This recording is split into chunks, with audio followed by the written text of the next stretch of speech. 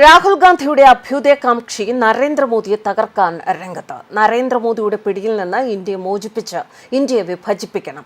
ഇന്ത്യയെ പാകിസ്ഥാൻ, ബംഗ്ലാദേശ്, ഖാലിസ്ഥാനുമായി ചേർക്കണമെന്നാണ് ഇദ്ദേഹത്തിന്റെ ആവശ്യം.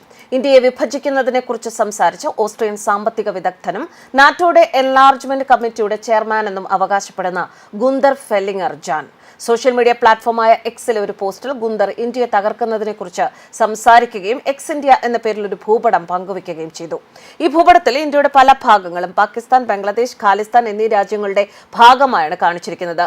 ഖാലിസ്ഥാൻ സ്വാതന്ത്ര്യത്തിനായി എന്ത് ചെയ്യണമെന്നും റഷ്യ അനുകൂല ഇന്ത്യൻ നേതാവ് നരേന്ദ്രമോദിയുടെ പിടിയിൽ നിന്നും ഇന്ത്യയെ ഇതിനെ എങ്ങനെ മോചിപ്പിക്കാമെന്നും ഖാലിസ്ഥാൻ നരേറ്റീവ് എക്സ് ഹാൻഡിൽ 2 മണിക്കൂർ ചർച്ച ചെയ്തതായി ഫെല്ലിംഗർ എക്സിൽ കുറിച്ചിട്ടുണ്ട്.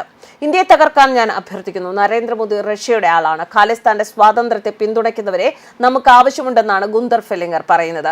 പ്രസ്താവനയ്ക്ക് പിന്നാലെ പലരും ഗുന്തർ ഫെല്ലിംഗർക്കെതിരെ രംഗത്തെത്തിയിട്ടുണ്ട്. ശിവസേന ഉദ്ധവ് വിഭാഗം രാജ്യസഭാ MP പ്രിയങ്ക ചതുർവേദിയും ഈ വിഷയത്തിൽ ശക്തമായ എതിർപ്പുമായി രംഗത്തെത്തി. വിദേശകാര്യ മന്ത്രാലയം ഓസ്ട്രിയൻ എംബസിയിൽ ഈ വിഷയം ഉടൻ ഉന്നയിക്കണമെന്നും അവർ ആവശ്യപ്പെട്ടു.